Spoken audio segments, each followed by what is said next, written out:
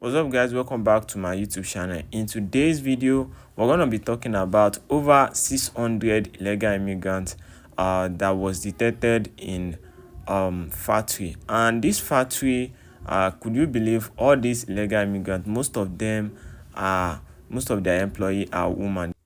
So most of these employee does not have any means of identity, no visa, nothing. They just come to South Africa illegally. So the government and immigrants are fishing them out. So I want you guys to watch this video and drop your comment in the comment section. Peace up. 16, 17, 18, 19, 20, 21, 22. Hey, you don't try to run away, you. 23, 24, 25,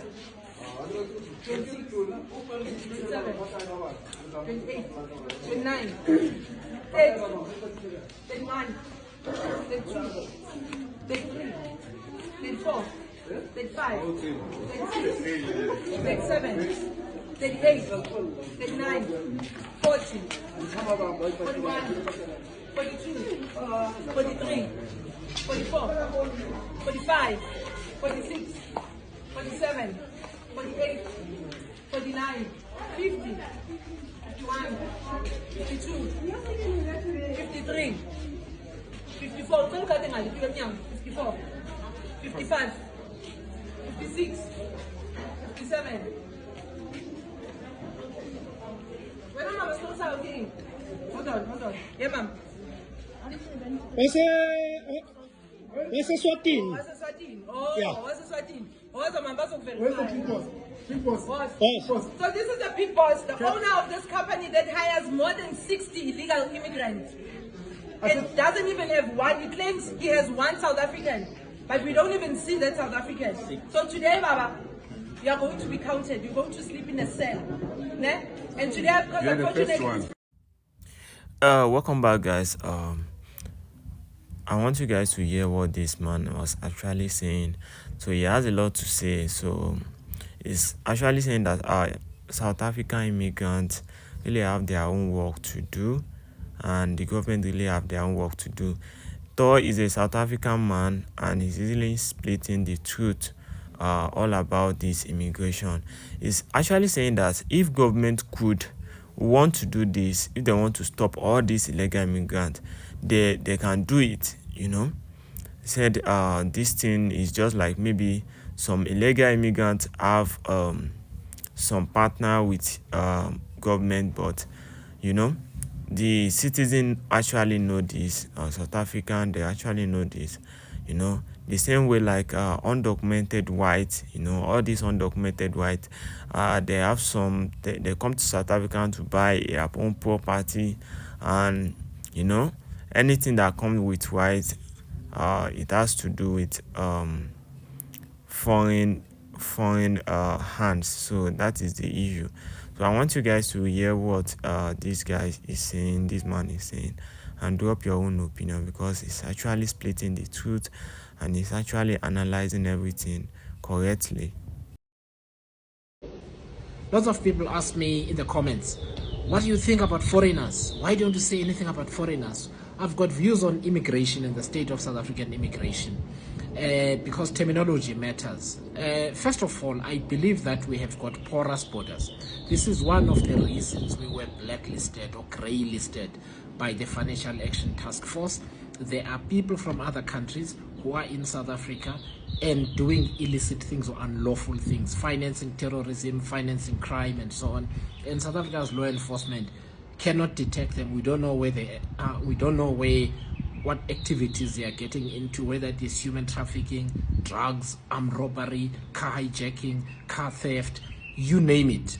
So South Africa has got a national security problem, and it is very important that we make sure that our borders are secure.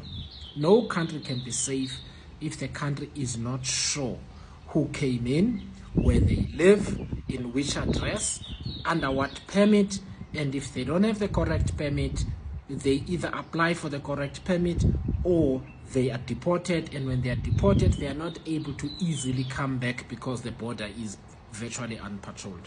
So the two things, the accountability system in terms of who is here legally, who is here unlawfully, and what should happen to them at the end of the day, ends up with secure borders. And securing borders costs money. There was about 7.5 billion in addition allocated to Home Affairs over the next 3 years from the February budget. Unfortunately, in that entire fight, that was reduced. I think it's now around 3.5 to 4 billion, but they certainly lost over 3 billion rand. But that is the one thing. The second thing is that we've also, as a country, broken the immigration system. If somebody comes here to apply for asylum, and some people have a valid claim for asylum, they come here to apply for asylum, it takes so long to complete that process that they're in the country in limbo, basically, because instead of it taking 3 months maybe, or 4 months, whatever the case is, 3, 4, 5 years later, the person is still waiting for the process to complete.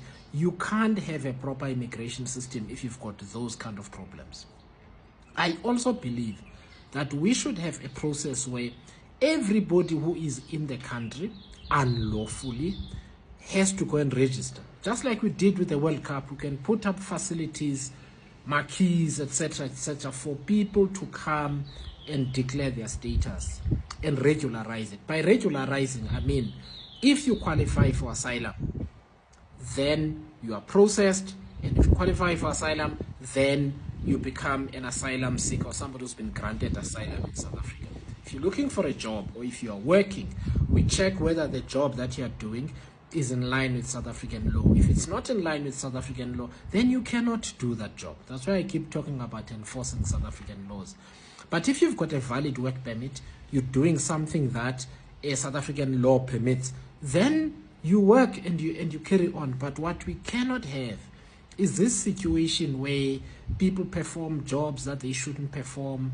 People are waiting for their process to complete. 4 or 5 years later, it's still not complete. People are not paying tax. People are doing unregistered businesses and so on. It can't work. But fundamentally, the problem is that our own government does not enforce South African laws. That's a fundamental problem. We can say abahambe all we like. People are desperate. They will still come to South Africa because home maybe is the Eastern DRC where there's M23 and people are dying in their thousands. Whatever danger they will face here, such as going to prison or whatever, will still be better than home. So we need to fix the system. If we want the system fixed, we need to have a government that is going to fix the system. What we know is that after years and years and years and years, the government has failed. The current government has failed to fix that system. And we can't keep doing the same thing and hoping to get a different result. It just doesn't work. Finally, I am not in favor of going to hospitals, finding a pregnant or a sick woman or a sick child, a pregnant woman giving birth, and say you will give birth in the parking lot because you're not South African. And if your baby dies, tough, go and die on the parking lot. All of these problems arise because the immigration system is broken.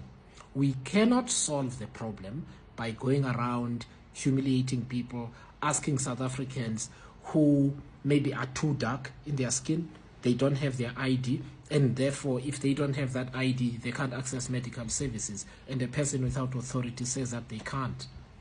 I don't have the authority to demand someone here at ShopRite that just show me your ID because I'm South African. If I did that, I don't expect somebody to comply. So we must be careful about the things that we advocate, what I call the politics of cruelty. But I understand where it comes from. It comes from desperation at a broken system. And if you want a solution, change the government. Have a government that's going to implement South African laws and put systems in place to implement South African laws effectively and quickly.